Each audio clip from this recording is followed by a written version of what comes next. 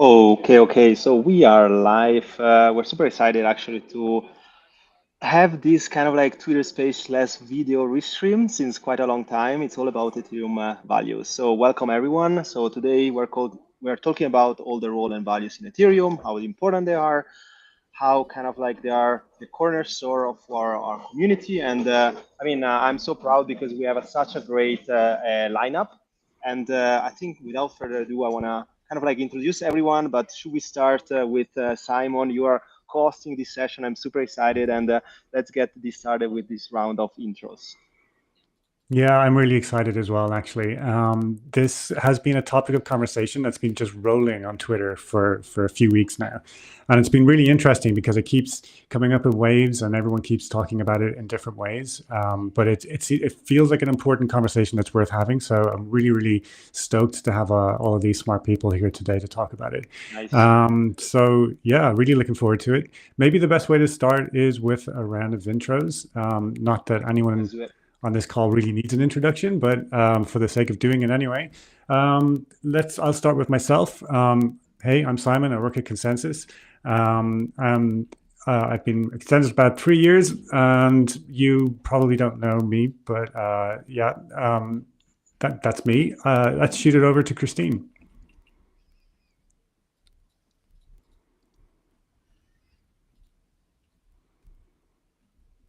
Hey, Christine.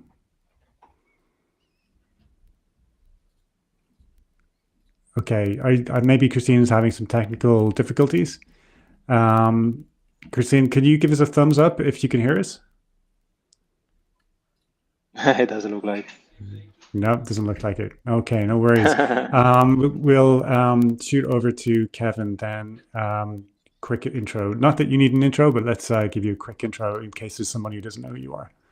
Hey everyone, I'm Kevin Iwaki. I co-founded Gitcoin, which is known as a public goods funding platform. We have funded $67 million worth of public goods in the Ethereum ecosystem. I've been in the space for 8 years. Glad to be here. Cool, thanks. Billy?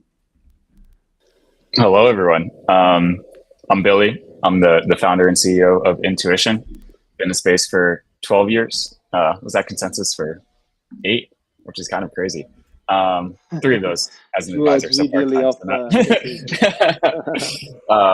But yeah, what we're trying to do at Intuition is give people and machines better intuition in all of their interactions by giving them more better data from the voices they trust about anything that they're interacting with or trying to find to interact with. Awesome. I love Intuition. It's a great project. Mike? Yeah, hey everybody.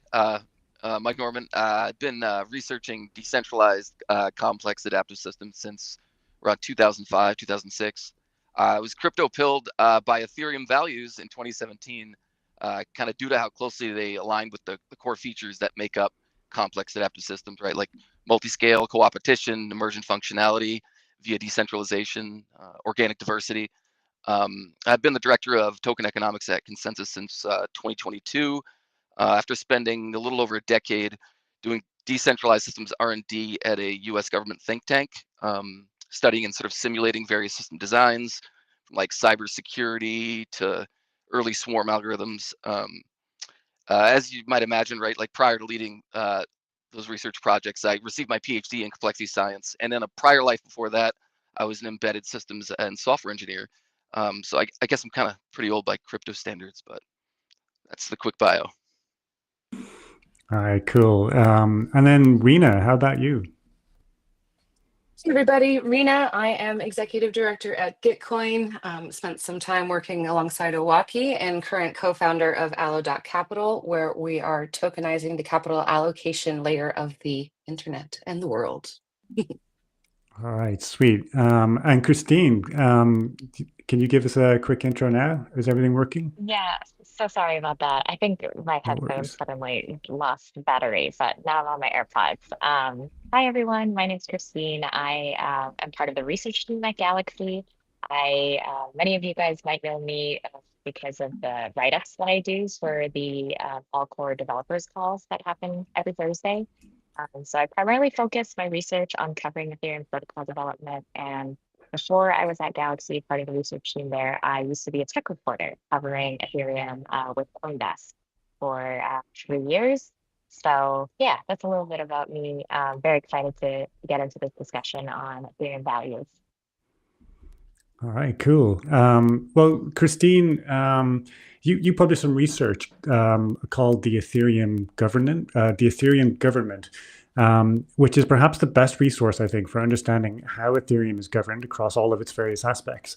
So, as you mentioned, your involvement with the all core devs means that you're really familiar with how decisions are made that actually affect the protocol. So, how do you see like how values play a major role in decisions and decisions that affect the ecosystem as it's grown?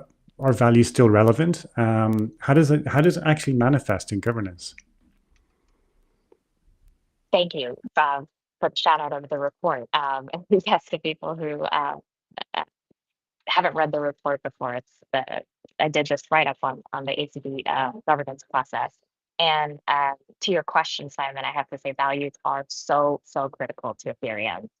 Primarily because there is no more North Star for this ecosystem, for this community that people can look to that brings the community together other than values. And so that's why values are so critical and so important to this ecosystem.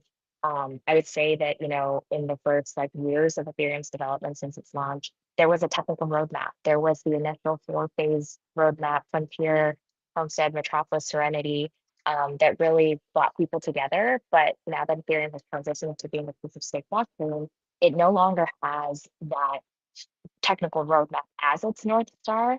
And values are really the only thing that people can rely on to mark what Ethereum is. Especially looking forward in the next couple of years, it's unclear what the technical roadmap of Ethereum is going to look like. To how Ethereum is going to scale its L2s, its L1, whether or not it's going to focus on censorship resistance, how these priorities are really going to pan out at the end of the day. So that's why values play such a big role in this ecosystem. And I think values can be kind of a tool that helps shape Ethereum's technical roadmap. And it can also, to the extent that values are different and diverse in this ecosystem, it can really encourage projects to tackle different issues and different problems about Ethereum in a very decentralized way. So yeah, to the extent that the entire community all coalesces to a particular value, it can really shape Ethereum's technical roadmap moving forward.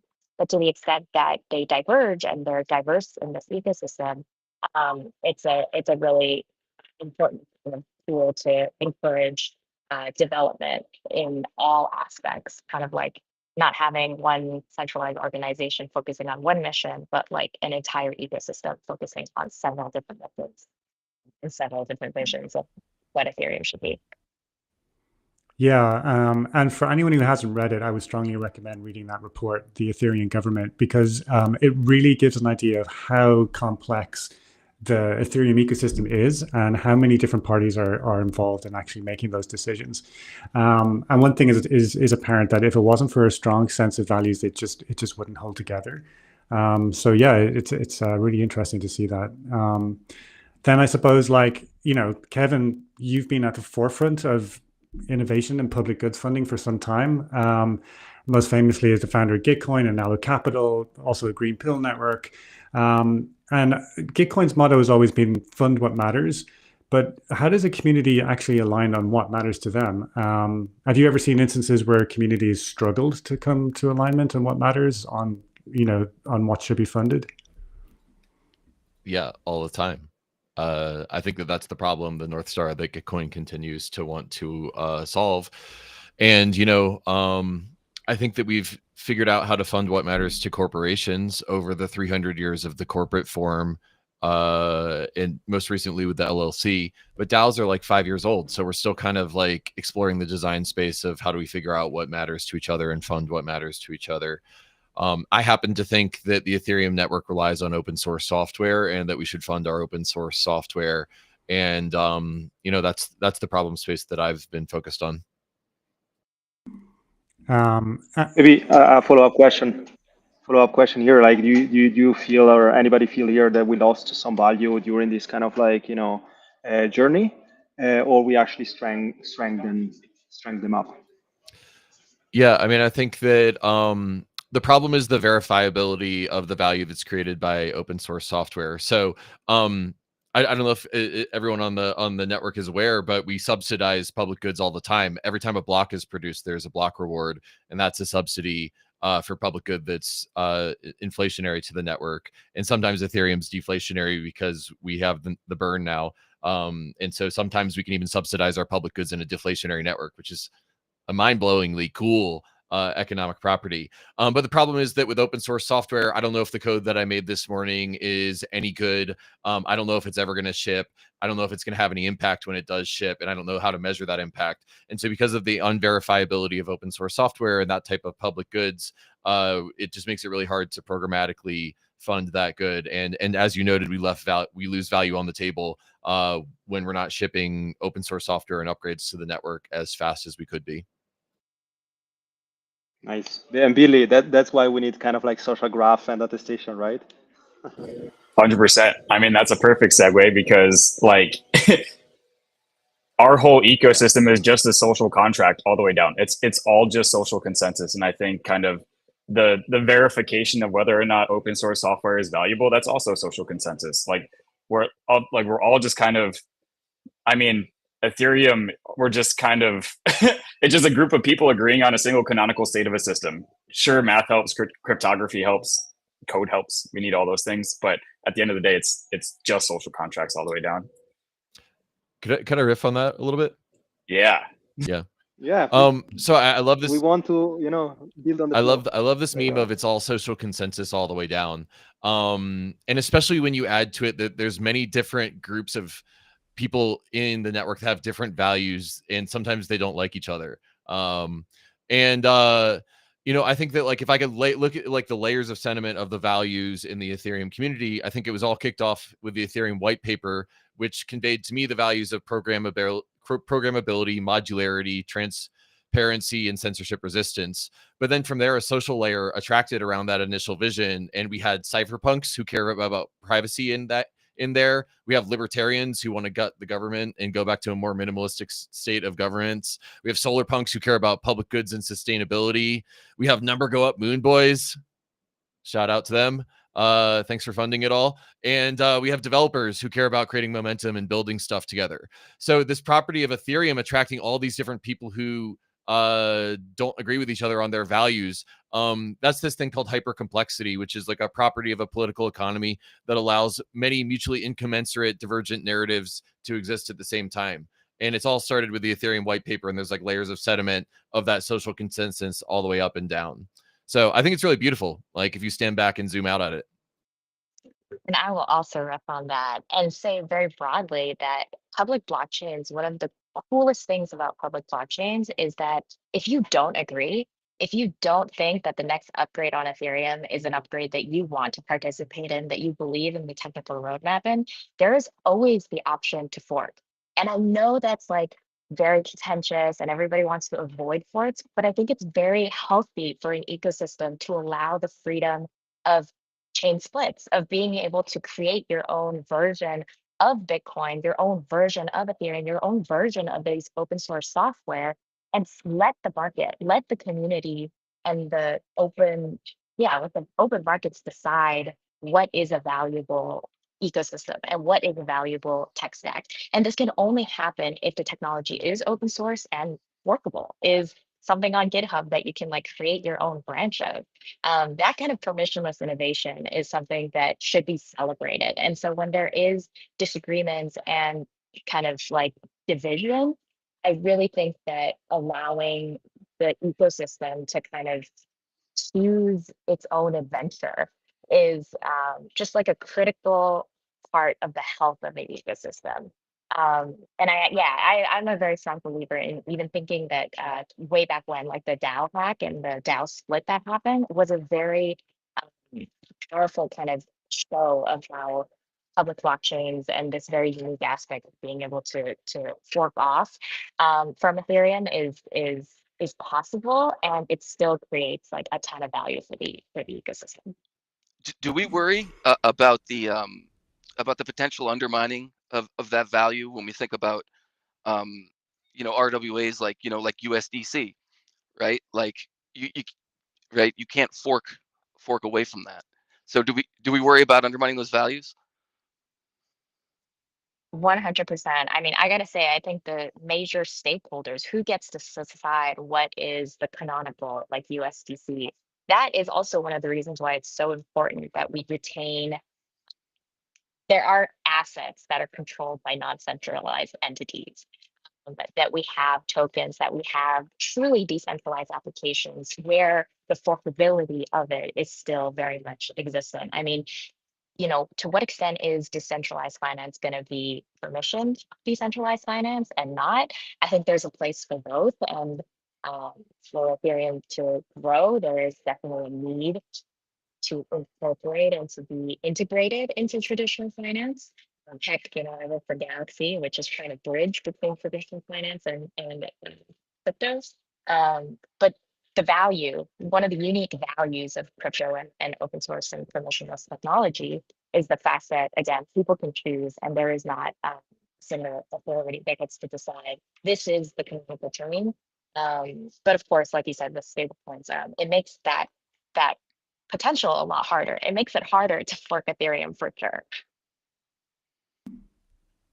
100%. And I think also depends a lot on who is driving kind of like the value, right? I see a lot, especially in Ethereum culture, that builder are in the front of kind of the value creation. I think this is something that I think people care a lot about, and we definitely something that we should not lose up. But Simon, sorry to break. I think following the flow sometimes is really good, but I know that you were eager to ask different Not questions at there. all. This is exactly what I was looking forward to. So it's great, like hearing this being Really hashed good. out. It does make me think, though, that like yes, there is that ability to like fork the chain when things get really bad, right? And like that is the kind of last resort, the backstop that's there. And we came close, I think, during the OFAC sanctions, right, where there was a lot of talk of just like, no, we won't accept this, and we'll just fork off. And I thankfully didn't get that part. It didn't get that far in the end. But I think it's a really good example. But one thing is that I think people can get confused about what they're actually talking about, and I think that oftentimes I get the sense that people are disagreeing with each other, where underneath it all they might actually be agreeing and trying to do the same thing. Kevin, I mean, what do you think? Does this happen when like people are trying to fund public goods and maybe they disagree about what the best project to fund is when both projects are trying to do the same thing? I think a really good example of that is like the tweet that Vitalik put out about it a week ago, joking about make communism great again. Which was obviously a joke, but it caused a huge amount of uproar and a huge amount of conversation on Twitter. And so I think that's kind of more of a point of like how values are interpreted and what people say is interpreted rather than what they actually mean. Is this something that you think is a challenge in public goods funding as well? Yeah, I mean, I think that our mission is to fund what matters, and the meme "What Matters" is kind of doing a lot of work there. It's kind of like a little bit like "Draw the Rest of the Owl." And I think that one of the things that's really exciting to me, and actually this is like sort of the next chapter of my work, is figuring out how do we decide collectively in a legitimate way, how do we come to consensus about what matters, and how do we do it in a way that doesn't feel like governance, that doesn't feel like work, but emergently allows us to kind of like feel the vibes and translate that into capital allocation for an ecosystem. And we can build tools that cause people in just small Telegram groups to figure out what matters to, and then channel collective action together, or we can do it for ecosystems that are as hyper complex as the Ethereum ecosystem. And I think you referenced Vitalik's tweet last week, and I think that I think Vitalik was sort of making a joke in which he was challenging some of the values in the Ethereum ecosystem. And one of the cool things about Ethereum is that so many different mutually incommensurate value systems can exist in the Ethereum ecosystem, and that makes it really the things that we do come to consensus on, like open source funding and the security of the network, are I think what the Ethereum ecosystem will land on when we try to figure out what values matter to it. Yeah, I agree. Personally, I think credible neutrality and plurality are probably our biggest strengths. That's just my take. But I think it's the fact that we appeal to such a diverse group of, ideologies and perspectives, and that everyone is forced to use the same public infrastructure, and forced to make it survive is probably Ethereum's biggest strength. But again, that's just me. Okay, so but I do think I just want to zero in on what you said there. Like, the Ethereum white paper talked a lot about credible neutrality and decentralization and those kind of values, and I think that those things are kind of like definitional to the Ethereum ecosystem, whereas a lot of the social sentiment that's on top, things like public goods funding or things like libertarian values, I feel like those have been added on over the years and only exist in like sub pockets within the Ethereum ecosystem. Is that a fair take? Yeah, I think so. I think coming to terms at a very broad level is just a huge challenge, and especially as the ecosystem grows and more entrants come into the ecosystem, I think it challenged us to constantly reaffirm our values, like think about what our values are, and also like to adapt to new perspectives coming in as well. Values aren't just like static. You can't just write them on a stone tablet and then like stick them up like 10 commandments and then that's it. I think they have to change and evolve over time. And so that requires constant listening and constant sort of like compassion and listening to other people as they come into the space and seeing things from their perspective, which is easier said than done, especially as we get more real world adoption. And I suppose, Billy, that's part of the challenge that you guys are tackling with intuition, right? It's just like trying to make sense of all of these signals and messages and perspectives and noise, right? Like, how do you see that challenge playing out?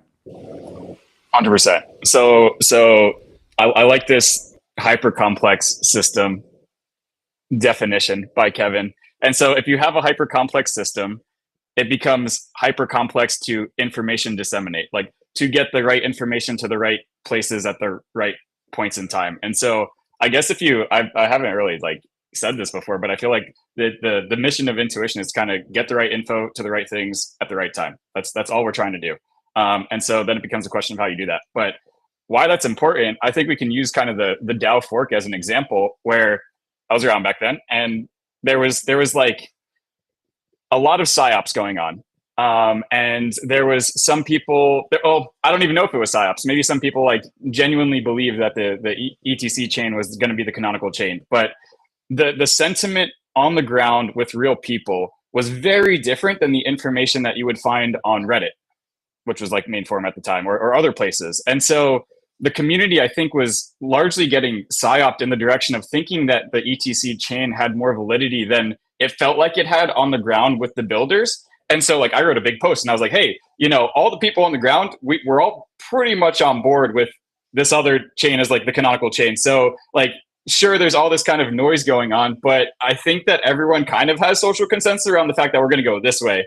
And that's the way we went. And if you bet on the ETC chain and you sold all your ETH and you held your ETC, then you lost a lot of money, or you didn't make as much money. I don't know where the price of that thing is at right now. So I think this is really important when it comes to values. So bringing the conversation back to that, because in order to understand what the values of Ethereum are, you need information. Like imagine a new person coming into the ecosystem without 10 years of prior context. Like they have no idea what we stand for, and so the information that they're exposed to is maybe crypto Twitter, which has a lot of psyops, and maybe they get stuck in the Solana echo chamber or the Cardano echo chamber, and they're like, Ethereum is this weird old antiquated thing. They're all communists, slow.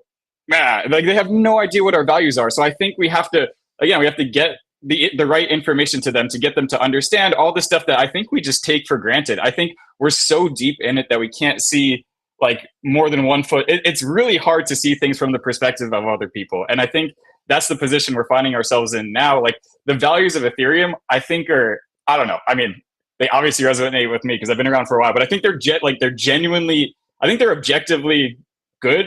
Like a lot of them are like objectively correct in some way if you want to kind of like build an optimal, happy, cool system that is great for society. But I don't think that that information is disseminating in the ways that it should. And so I think that's like the big thing that we all have to do is just make people way more aware of what we stand for. And maybe it requires a continuous reiteration of it. Maybe, you know, there's a place that you can go to discover this stuff that isn't like point in time Twitter tweets that disappear. It's like, imagine traversing Twitter to try to understand the canonical values of the Ethereum ecosystem. You have to scroll for 12 hours a day and digest everything from 10,000 voices to kind of get a feel for stuff. So we need better, we need better systems, and we need better mechanisms for that. And that's kind of what intuition is trying to do for like the world generally, I guess. And I'll Yeah, also just add that it's not just for newcomers. I frequently need to be reminded about what the core values of Ethereum are. When the merge was happening, I 100% got side opt into thinking, oh my gosh, is the proof of work Ethereum chain the chain that people are going to seriously consider, because people aren't supportive of proof of stake.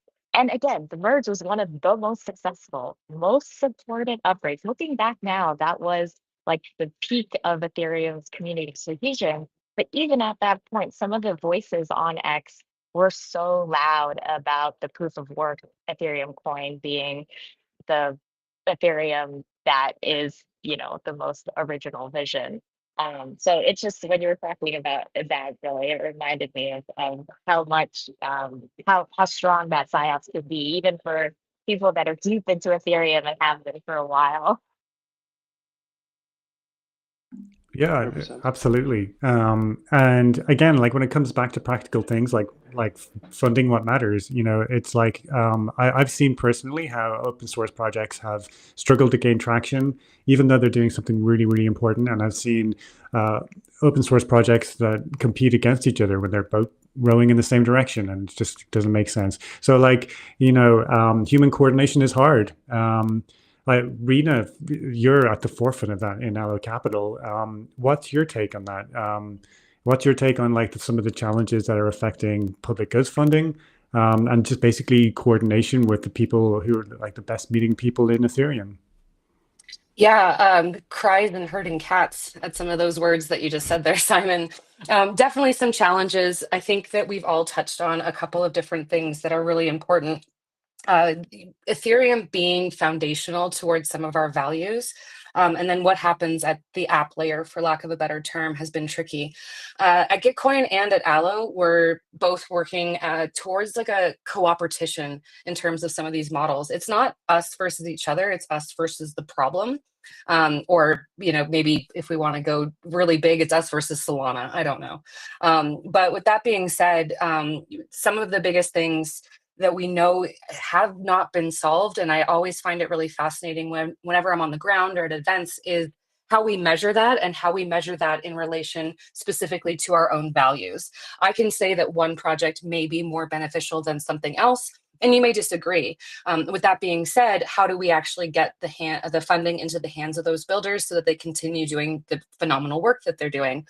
And so lots of things have come up, and I still don't think they've solved it, but I do think that it's moving us closer towards, for lack of a better term, consensus on how we can measure that impact. So the deep funding work that we were doing alongside Vitalik, the impact metrics, and then layering on top of that conditional funding markets and Futurarchy, so that we're taking a little bit of the emotion out of our hands and putting it more into the broader groups that we are working with, I think is where I see this going. I think DAOs historically have had some issues from just attention economy, too much governance and whatnot, but some of these functions feel like clean, simplistic, motivational factors that we can use to start to see like the trends that we need to in the Ethereum ecosystem. Yeah, Question: do you think like sorry, go for it. I was just going to say that. I was gonna say Oh, okay, go for it, Francesco. Sorry. no, I just wanna say like, do you think like deep funding will kind of like you know, like create kind of like new values? Because, you know, we always push like to build in public evergreen funding, grants program. I think like deep funding is something that could really bring kind of like evergreen like incentives, but also like true resilience incentive for the builders out there. I would love to understand also like if you think that something like that will be able to really like change more mindset or even like change or continuing pushing the value of Ethereum that from today. Quick comment. Can Absolutely. we use, Yeah. Go ahead, Billy. can we, we're really bad with words in crypto. Can we not use the word defund if we're referencing like decentralized funding of things? I think people will probably misinterpret that.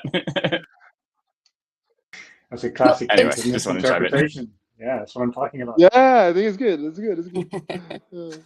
Owaki, you might have some sort of mimetic version in what we could do with the deep funding. But I think, and I'm very much with you in that, Billy. If I have to learn another new phrase, I would say I'm rage quitting.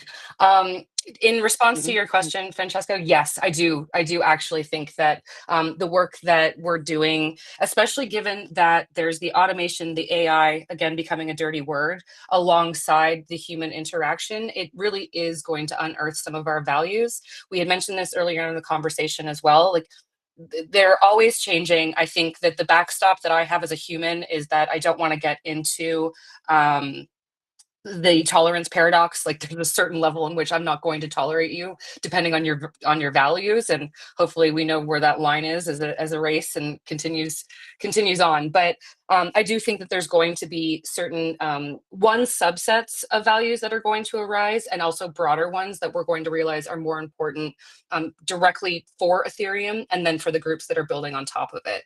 I don't think there's a one and done for everything. I think everyone's going to have a mix of those, but using the technology and that we have available at our hands to start to see where some of these rivers and moats can flow towards are going to reveal some surprises.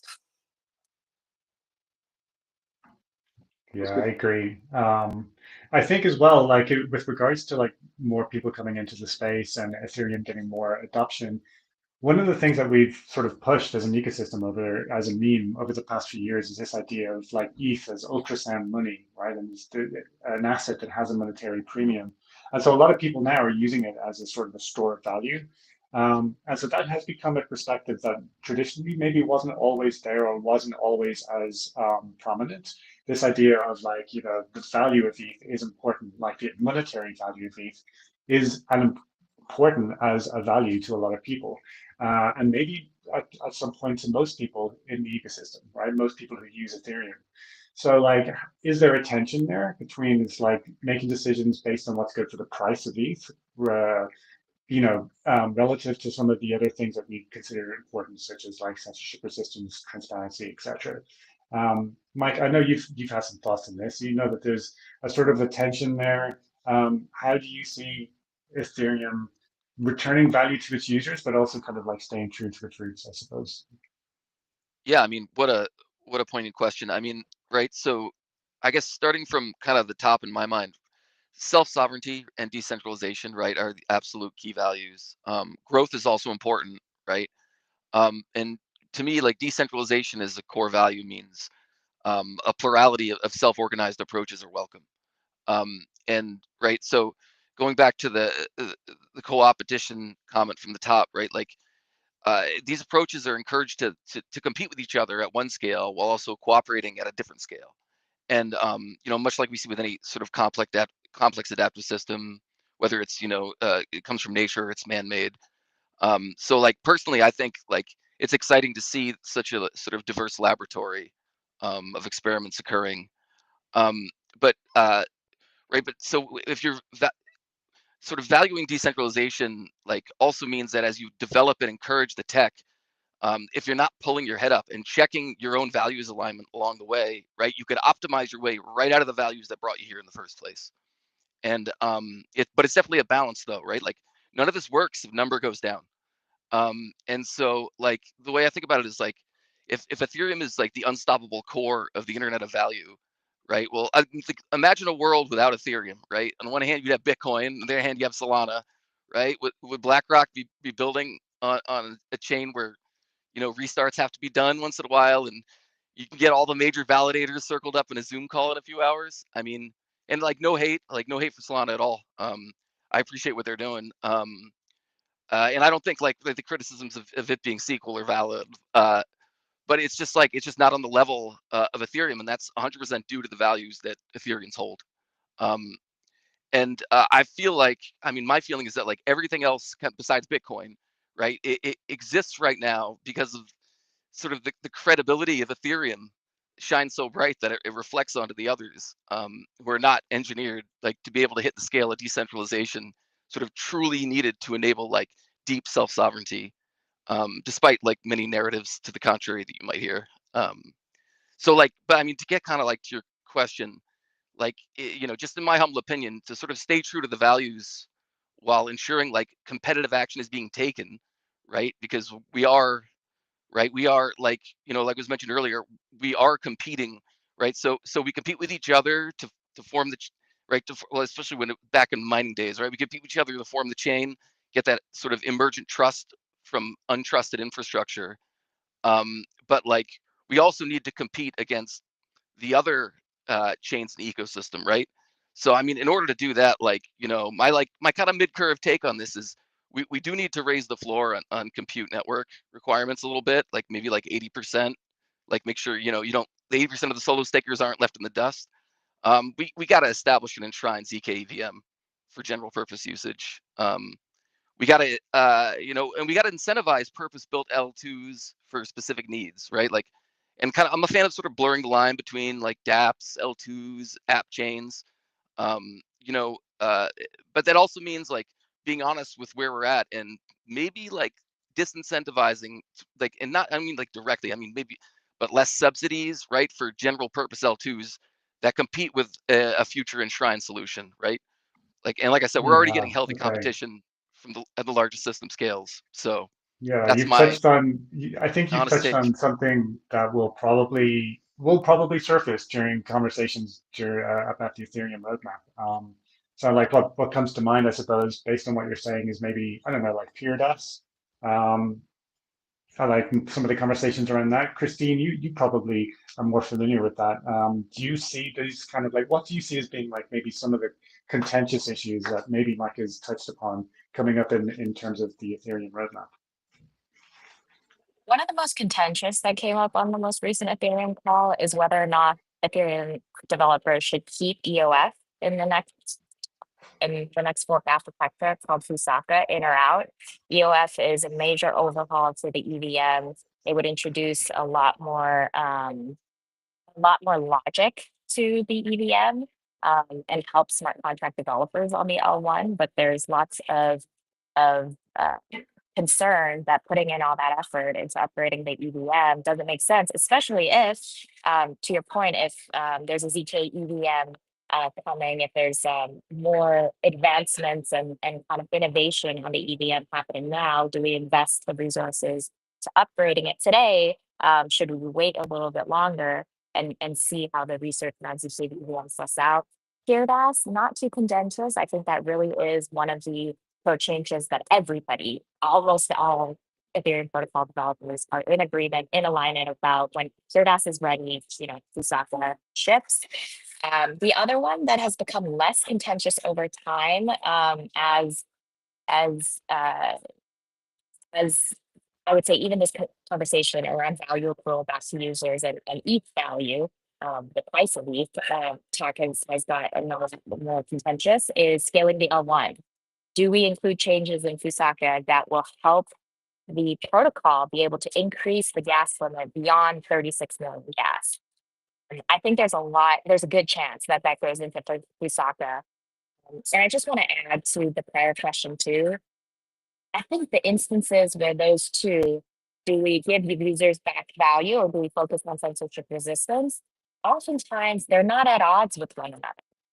Think that Ethereum lost value over the last couple of years because it was focusing on censorship resistance, um, while not trying to while not, giving back value to users. I actually think that a lot of the reasons why ETH has been underperforming against other assets is because of this L2 roadmap. I think Ethereum pivoted too hard to the L2 roadmap a little bit too early, before L2s were ready, before L2s did offer users a better, more interoperable, more secure user experience. I think Ethereum did have a lot of the ability to increase L1 throughput and introduce changes to the network that would have made the user experience better, but also help the value of Ethereum. Um, I think it really is like, there are instances where those two can be at odds, but I don't think that in recent history that has been the case on Ethereum. What is your take on, or anyone take on kind of like the Beacon chain, the 5 years roadmap? I mean, it's quite fascinating, right? Did you say the Beam plan or the Beacon chain? Beacon chain. Yeah. So yeah, You mean in, Okay. yeah. I saw Justin's talk in DEF CON when he announced the Beam chain, and to me it made perfect sense. Even the timelines, because I don't think any of the changes that he included under the sort of Beam chain thing were like incredibly radical and urgent, and then I think it makes perfect sense. I think what happened was that he hyped it up so much that when he went on stage and just said these are the changes we'll make over the next 5 years, they're pretty ordinary and expected. I think that it didn't quite match the announcement of an announcement and the hype that he's built up. So there was a little bit of backlash, but I think this is how Ethereum works. It can't move as quickly as other chains because of its level of decentralization and the complexity of the governance. And I think that's not entirely a bad thing.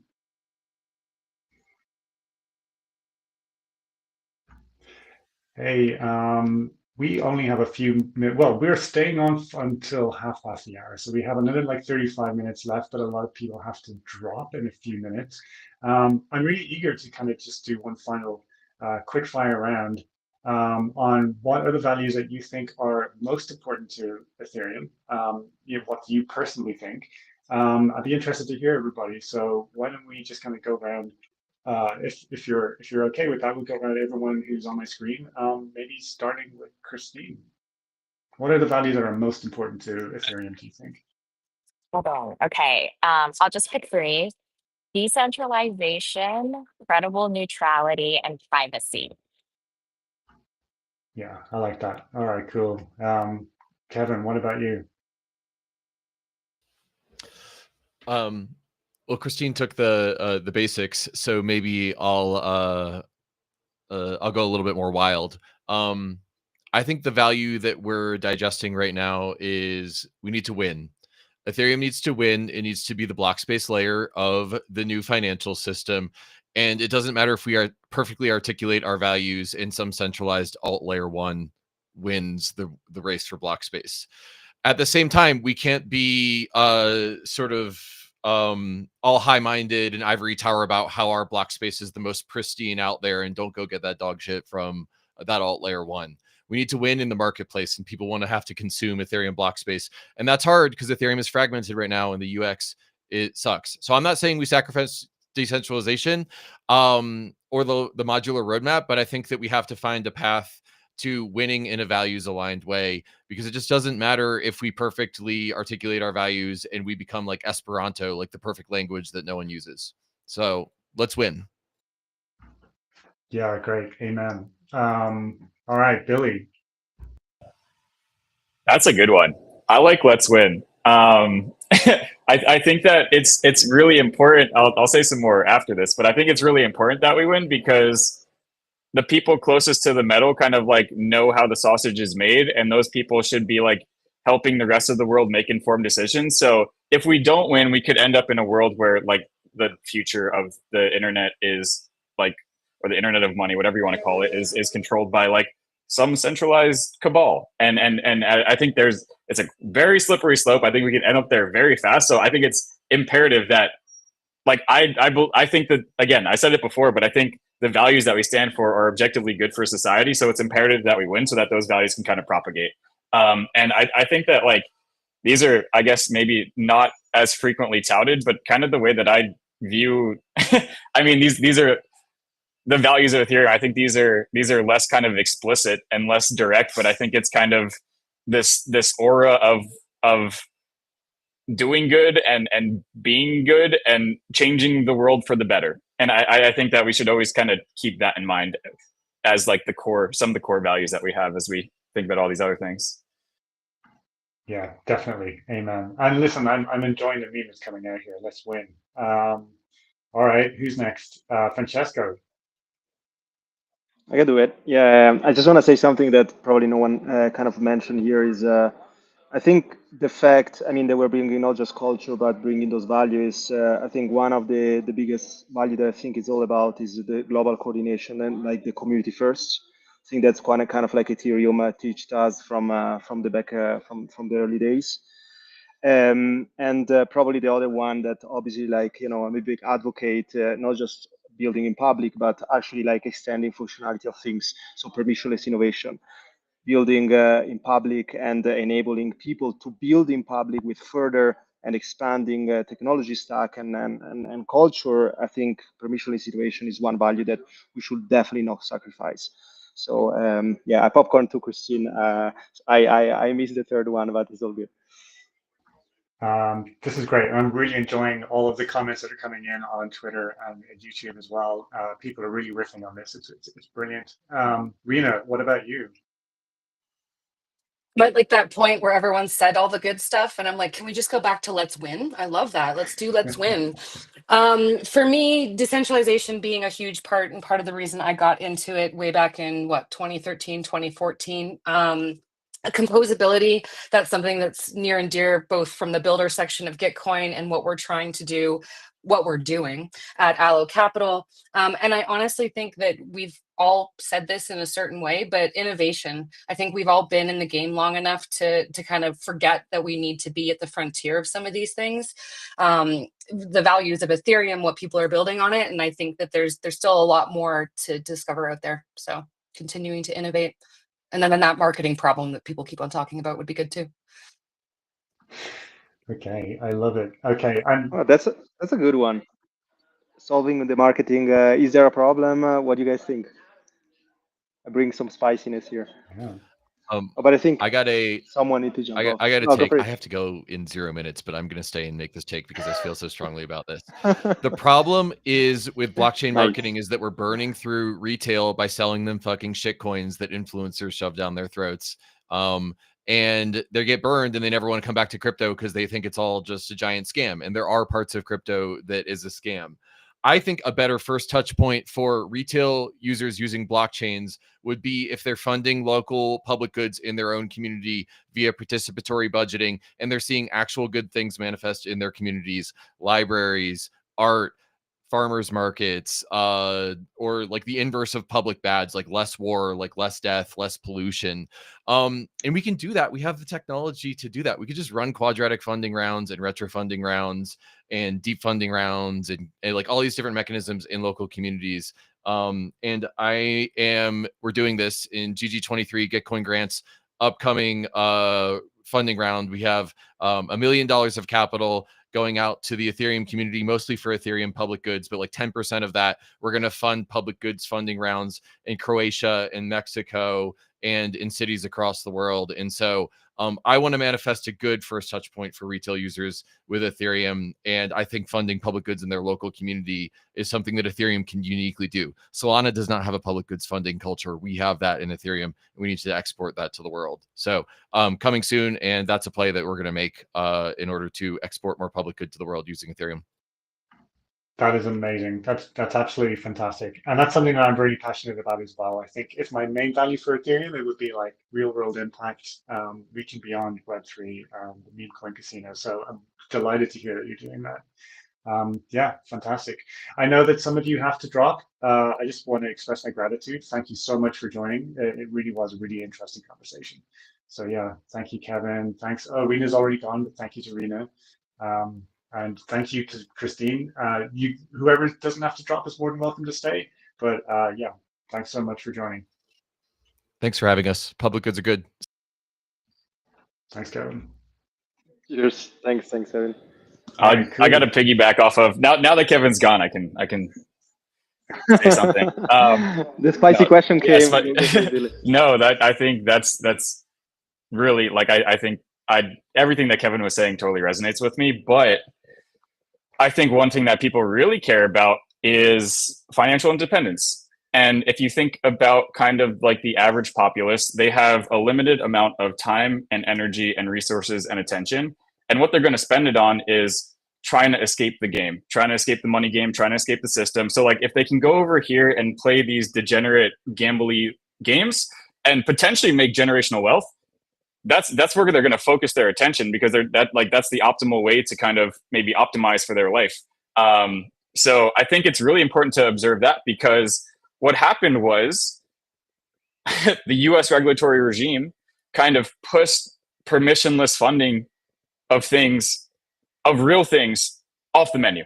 So the only way for average normal people to make asymmetric returns in crypto was to go out to the edges of the risk curve, to the people who are not building real things, to try to get the 1000x on the meme coin. And so what I also think we have to do, in addition to the public goods funding, is real project funding, like people trying to build real things, like let people invest in them again, because then like one, you fund really good projects in the ecosystem, the builders get to build. Two, average investors get to potentially make asymmetric returns against the rest of the market, because maybe they have an edge, maybe they understand like where the world is going. Like they're just totally boxed out of investing in these things right now, because by the time they hit the open market, they're at like a $3 billion valuation, and VCs are dumping on their heads. So I think we got to let communities invest in things early, regardless of what those things are, public goods, real projects. It'd be nice to self-police a little bit, so we make sure that the less informed people aren't investing in scams and meme coins, because that is the big risk. But I think we can do a better job of self-policing, as opposed to regulatory regimes cracking down on the ability to do that. Maybe a follow-up question, Billy, would be like, is there some? Oh, sorry, Christine, go for it. Then I will ask. You go first. I bet I'll go after you. Okay. No, I'm following up because like, is there some kind of like lesson learned / kind of like other ecosystem values that we should learn about? I have my takes, but I want to ask, like, One thing to, I do like that question, but just one thing quickly to Billy's point about regulation having really like regulated ICOs out of existence.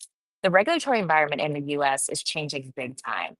And as we start to see administration and SEC administration that is more all about like disclose and it's okay, rather than gatekeeping, rather than preventing all these types of activities, I really, really do think that now is the time that crypto does need to show that it has real use cases, that outside of speculation and this kind of awful structure that we've created where the VCs kind of dump on retail, which is awful, that crypto in its moment where the US regulatory environment is a lot more favorable to crypto, it has to show that it's been ready for this, that this is what we've been building up to. And if it is that the only thing of value that this industry can show is meme coins and speculation and gambling, I think that would be like the most disheartening thing to see.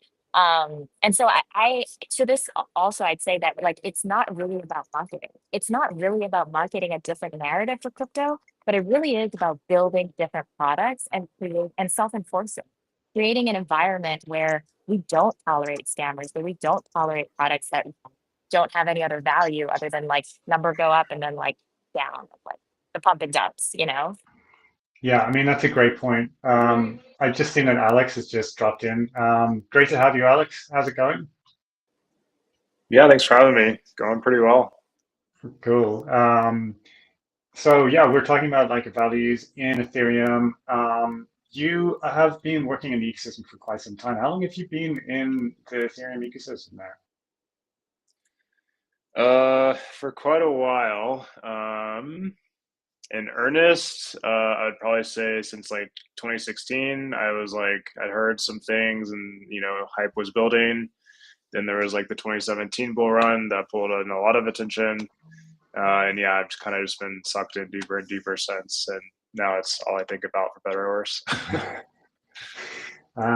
So you recently announced that you're going to co-lead the Ethereum research with Barnaby, and you're you introduced the EF's new Ethereum Foundation Research Department, which I think has like 5 teams in it. But a lot of the work that you've been done is really kind of focusing on MEV and PBS. So MEV in particular is a really tricky area from the point of view of how values are even defined and agreed upon. So like there's like, I remember there being so much discussion a couple of years ago around MEV prevention versus MEV democratization, and what constitutes good versus bad MEV. And of course, like, you know, the perception of like users getting front run and you know, again, users being taken advantage of for more sophisticated actors. So in that space, like a lot of the actors, in order for Ethereum to work properly, and especially in terms of PBS, a lot of the actors need to work together that don't fully agree with what each other are doing. Maybe I'm thinking in terms of like MEV searchers. So as someone who kind of works closely with the community, how challenging has it been to navigate a space where like there's so many different interpretations of the core values of Ethereum, and you know, with real effects and implications for users? Yeah, this is a very big question. Maybe a couple of things. So like one, yeah, so you know, I care about Ethereum doing good in the world. I think it has a lot of potential to do so. So, you know, when I come to like join you know, this community, I think, okay, you've given like my skill sets, which are like pretty technical, like how can I help? Well, you know, I think I can help with like the protocol generally. So a lot of my focus goes into like, you know, the L1, and you know, now we think about L2s and things, but you know, definitely a lot of my focus goes into like the L1 core protocol. Obviously, the MEV is a thing that has happened and is there and is like very close to it, right? So like a lot of my work in the past has thought about, yeah, like the consensus layer of the protocol, how MEV relates to it, and I guess brings us to like the first sort of point, which is that like MEV is real and exists, and it's just a thing. People put a lot of value judgments on top of it. They're like, oh, you know, MEV is bad because they see like sandwiching or different things like this, where someone's front run and then you know they make worse money on their trade than they could have otherwise. And you know, those things are clearly bad. There are like less or maybe more gray area types of MEV, and you know, we can probably even point to examples of like MEV that are good, right? Like you kind of have this notion of MEV as just like incentivizing an off-chain actor to do something on-chain. And in that case, it's almost like a really helpful design primitive for your smart contract, your application, whatever, you know, however it works. Like liquidations would be one example here, and like a money market, you know, protocol. So I guess that's the first point to make, is that MEV is just a thing, and it kind of exists just based off the activity of the protocol and its relation to the outside world. There's almost a sense in which you like can't destroy MEV. Like this is again more of a maybe half-baked philosophical take that I have, but it's like MEV is this thing, and you can move it around, but you can't get rid of it. And so then the question's like, yeah, what do you do about it? And yeah, I think we've seen a lot of different like arcs over time of like how to reason about, you know, this problem. So some are like you mentioned, like either minimizing MEV, which okay, sure, like for bad types of MEV, we should minimize. There are other types of MEV that maybe shouldn't be minimized, or like maybe we can't. Then we think about implications again on like the protocol, and thinking about the consensus layer and the boundary set that keeps Ethereum so robust and secure. That's like another big place where this comes in. So we have like a proposer builder separation, which is this like protocol construct to kind of like, you know, navigate the MEV space. Because if we can't get rid of MEV, then we have to think about, yeah, harm mitigation basically. And this takes, you know, many different dimensions. So like one of them is like, yeah, if I'm a user using some DEX, you know, I want like the best price that I could get and not have to like worry about being sandwiched somehow.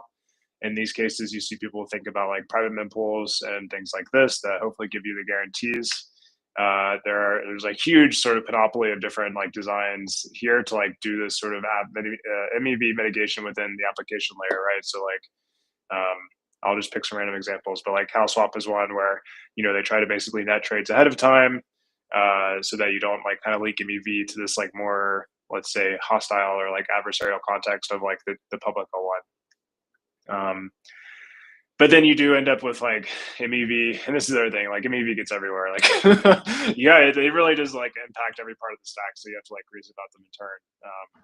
So yeah, And it's is there like a tension between like pragmatically dealing with it as like almost like a mathematical problem or just a purely technical problem versus like the value judgments that people put on like front running, sandwiching, and just yeah, well, and stuff like it's that? not. That's that's I kind of why mean, it's fun. Is like it's not just like a equation to solve, right? Because even when you try to think about it this way, so um, there are like there's like trains of research here thinking about like, okay, if we can like somehow capture the MUV, say within our application or even within like the protocol itself, like what do you do with it, right?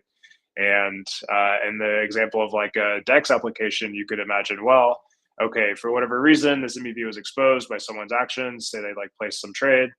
If I then have a way to capture it within my application, like what do I do with it, right? And like the intuitive quote fair answer, which I don't like the word fair, but the intuitive fair answer is to give the MUV back to the person who generated it. And this obviously this sounds great. This is what you should do when you can, but then once you get into it, it turns out this is like much more complicated than it sounds. Because there are like different settings where it's just like very unclear, like who even generated the MEV or like who's responsible and things like this. So there's like I guess the point here is that like you do have these like technical considerations, but then it quickly becomes dare I say like a political economy question. And we haven't even gotten to like the next part of my answer to the original question, which is like the actual players involved with all this and how they relate and interact, and it quickly becomes quite a mess. Yeah, I can imagine. It's incredibly complex. Do you think it's fair to say that like the only thing that really gives the space cohesion, apart from like the economic incentives, are the values of Ethereum, or do you think it's more based solely on economic incentives and how they interact with each other? Yeah, that's another interesting question. So I would say it's both, right? Because it's like you could imagine that, we frame it as like, I mean, I won't even, so Ethereum is not like this, so I'm using it as an example, but you can imagine a blockchain where like it's more of like a max extractive philosophy and it's just like this almost like anarcho-capitalist sense of like, if I, code is law and if I can like, take this maybe from you, I can, and that's just simply because I can do it. And, I guess Ethereum then is like, trying to find this like right trade-off point between like that version of the world and one where it's like, well, okay, like there are obvious failure modes if we live purely in that type of world. And so like, there's more we can do as a community to kind of put like fine tuning, to take like an AI example. I've been thinking about AI a lot lately, so that's what comes to mind. But you can imagine you like fine tune the model of the community to like bias away from these behaviors, right? And that's what, to your point, this is where the values come in, because it's like, okay, sure, yeah, it's like we do want, for example, the ability to like, yeah, sure, first minimize maybe as much as possible, but then like what's ever left over, democratize access to it, because for example we don't want it to like become a centralizing force in the validator side, because that directly compromises Ethereum's values of censorship resistance, sovereignty, and all these nice things that we like. So yeah, it's not just like a very narrow like technical assessment of like whatever the code gives you. It's like very much like, okay, we live in a world, we live in a society where this code is running, but then very much and that's what's kept me in the Ethereum community for all these years, is like there really is this like very strong sense of these values that align us and like I think give us, bias us on the margin towards like a much better world. Yeah, yeah, and it's great to get that perspective from someone who's literally working at the cold face of the developing the protocol. I've just seen that Evan has joined us. Hey, Evan, how's it going?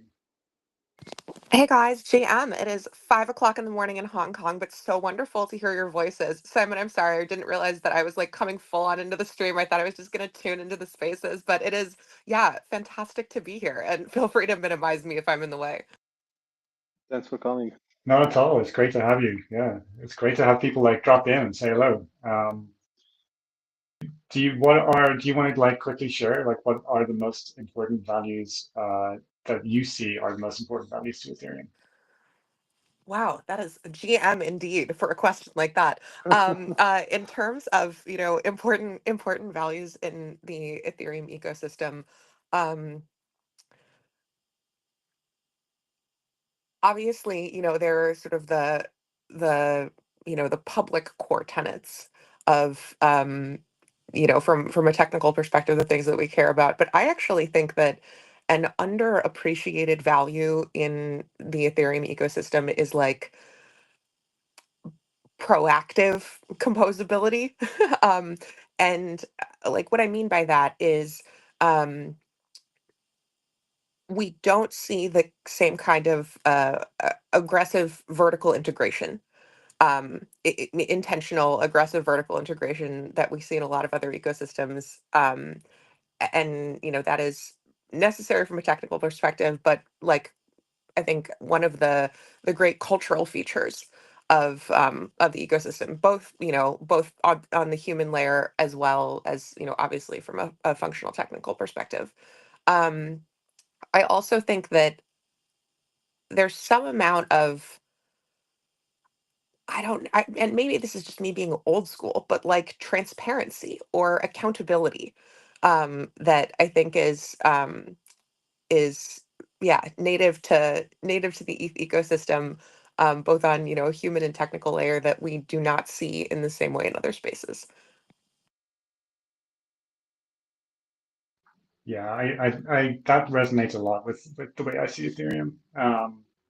And like now that we're talking about values, I suppose it would be remiss of me to not ask Mike and Billy what they've been cooking. Well, myself, Mike and Billy, I suppose I should say. So, do you want to quickly talk about like some of the work that you guys have been doing in terms of the community values experiment that may be launching soon? Mike, you wanna take it first, and I'll follow up. Yeah, I'll give it my best shot. So one of the like the core features of a complex system, right, is the ability for it to be autopoietic, right? And this is basically a jargony word for it is able to adapt itself at the largest scale from the bottom up, and it's able to also influence its environment to better suit its own survival.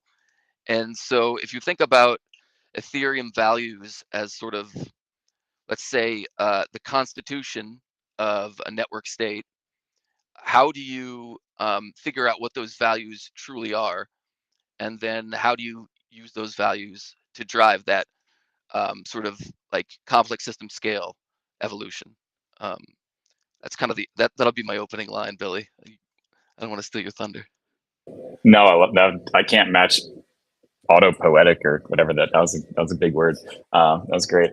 So yeah, I think one thing that I love to do is to dog food the technology that we are all touting to the world to kind of improve that technology or like improve the things that we're doing. So what we've been cooking up is a way for the Ethereum community to signal what their values are. And it turns out that Ethereum is really good for this use case, where Ethereum is really good for data discoverability. Ethereum is really good for programmatic value flows. It is really good for people coming to social consensus on things. And so we have been building something. I don't know if I can say this word. I'll call it the values system, of which this Ethereum community values experiment is the first experiment. And what we're going to do is try to get everyone to come together to signal what they believe are the Ethereum ecosystem's values, to try to, one, I guess, even I think this is the most it's the most pertinent time for us to do this, because there is a lot of talk about well, there was a lot of talk until very recently about Ethereum straying from its values and looking a little bit more like some other chains. And Francesco actually mentioned earlier, he's like, hey, like what value should we draw from other ecosystems? And I think that yes, there's things to think about there, but we shouldn't sway too much, and we shouldn't deviate from like the core values of Ethereum. And in order for people to understand what those values are so that they don't sway from them, we have to signal them, and we have to make those values discoverable to new entrants to this ecosystem, to people who have been around for a while but just need that reassurance that we're all here for the right and maybe similar reasons. And so yeah, what we have is kind of this it's not a TCR. It, from a from a front end perspective, it kind of looks like a token curated registry, but behind the scenes, it's actually the first token curated graph, which is intuition. And so what people will be doing is curating this registry of Ethereum values by signaling what they believe the values to be. And in kind of pure crypto economic fashion, which is, I think, one of the values. I don't know if that word is the value of the ecosystem, but I think it's, if you explore that realm, there's kind of tenets of importance there. In that fashion, the kind of like mini game that we're creating is a little bit economically incentivized, not much. Like when you deposit ETH on a value, which is the way that you're going to signal that you believe this value to be important to the ecosystem, you pay like a very, very small fee. And where that fee goes is to all the other people who have voted on that value. So what you want to do to play this game is you want to signal important values to the Ethereum ecosystem that you believe the community are going to resonate with. Like you're taking a very small economic bet on the fact that there will be social consensus around this value being a thing that the ecosystem coalesces around. So that was kind of a, probably I have a habit to do this of going a little bit more technical than I need to, but we are doing our best to try to get the information to the places it needs to be at the right time. Now is the right time. The information that needs to get places is this information around values, and the people it needs to get to is the whole ecosystem. So we got to do something about that. So that has been what we are working on, or have been working on recently. Billy, we have a question. All right. We have a question from Clemens here, like token curated wiki. Yeah, I think at the lowest level, you can think of it like a token curated graph, but you could build a token curated wiki like on top. I think that's like a higher order complexity system that you could very easily build on top of this token curated graph. But yes, and hi Clemens, I miss you. So if I could summarize, then we'll be launching this soon, imminently. It's a very simple experiment to get people to propose values that they think are important to Ethereum. There's a very small economic incentive whereby if you genuinely feel strongly about a value and you think others do, then you're going to propose a value, and if other people signal their support for it, then you accrue a small amount of ETH or whatever. And we want to experiment to see if this will actually help people to surface underlying values and get past the attention markets of I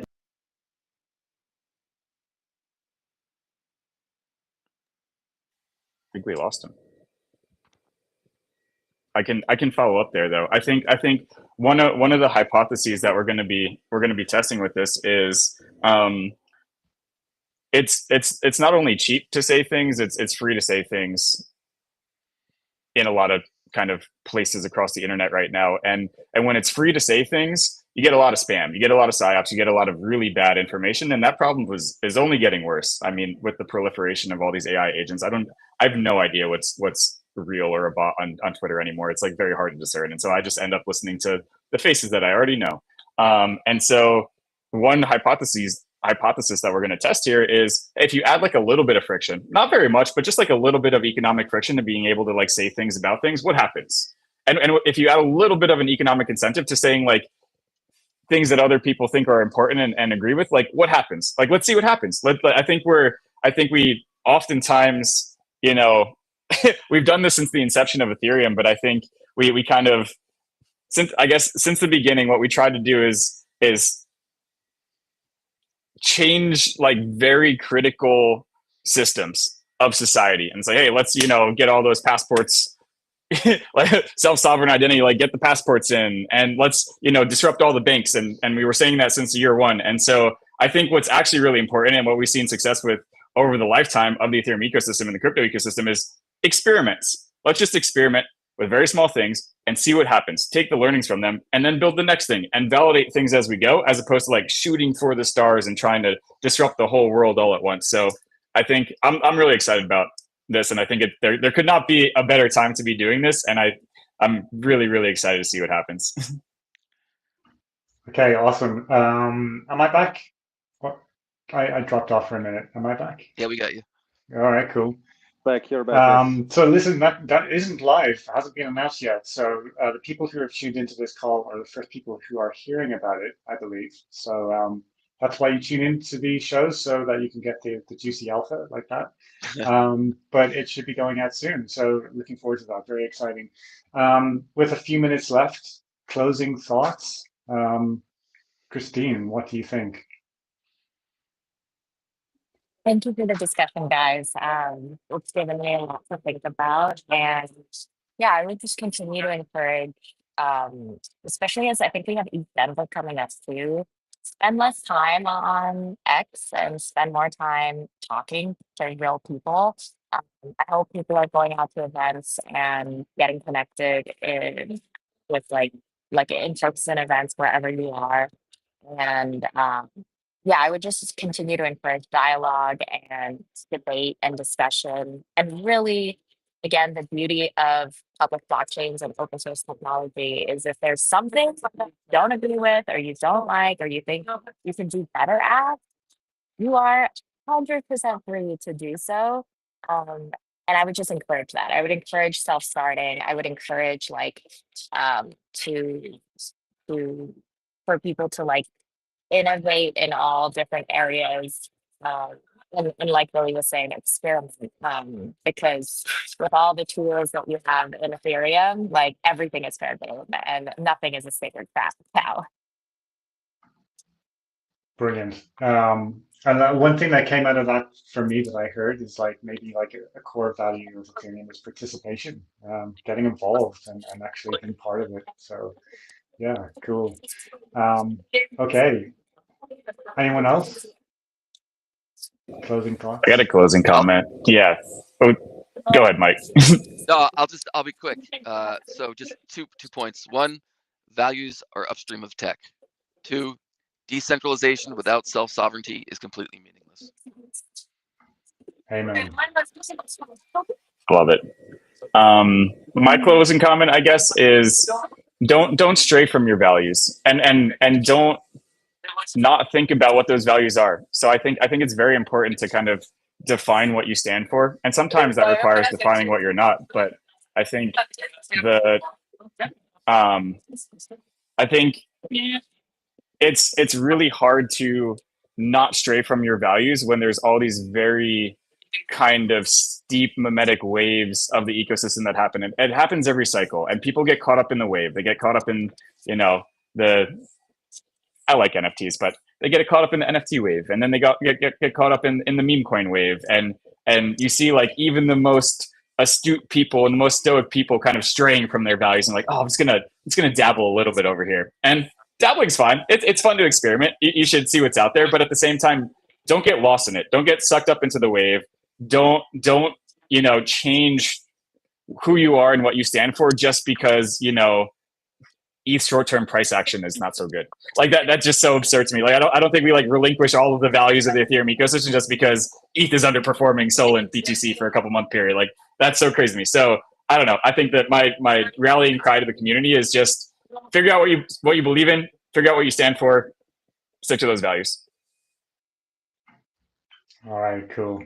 I don't know if we have any more time now. I think we're kind of at the 90-minute mark. What do you think, Francesco? Yeah, almost on time. Yeah, almost the time. I mean, I'm learning a lot, especially on the value. I think we should definitely do like some kind of like part two. I want to learn more about, general kind of appetite around social graphs and open attestation. I really like the take on Mike saying, building public and also like, building without pure like social graphs is also kind of like not going in the right direction. My personal take in general is cBuilder. They are very aligned to Ethereum values today, especially like where we see even in bear market. You saw like we never saw such great appetite in building structure like dApps, especially right now with all the kind of like AI wave coming in. This kind of brain capital also coming from Web2, Python-based agents. So all this kind of like attestation story is definitely more and more relevant right now. We don't want to go around like DeFi Summer forking DEXs, and the same is happening with agents, right? So this value need to stay, and I also like agree on Billy's side that we don't need to deviate to push that. that's why we need definitely a part two. 1 hour is not enough, and I'm not sure who is unmuting here, but yeah. But I don't know if you have anything. Thanks so much also for Simon to actually bring in this vision, to bring this space alive, and also like Mike for sharing this. I think we should definitely do this more. Yeah, totally, fully agreed. And anyone who's still tuned in, if you want to know more about that values experiment that's launching soon, you can follow me at Wordness, or follow Billy at OXBilly on X, or Francesco. But listen, thank you so much to everyone who joined, even especially for Evan, who got up at 5 a.m. Oh my God, thank you so much. It's been great. It's been a really, really good conversation. And I've also learned a lot from it. So thank you so much. And thanks, Francesco, for setting it up and hosting it. Oh, all the people behind here, a lot of great work around coordination. And if we don't see each other, let's see ourselves in Denver or in the part two of this space. Thanks, everyone.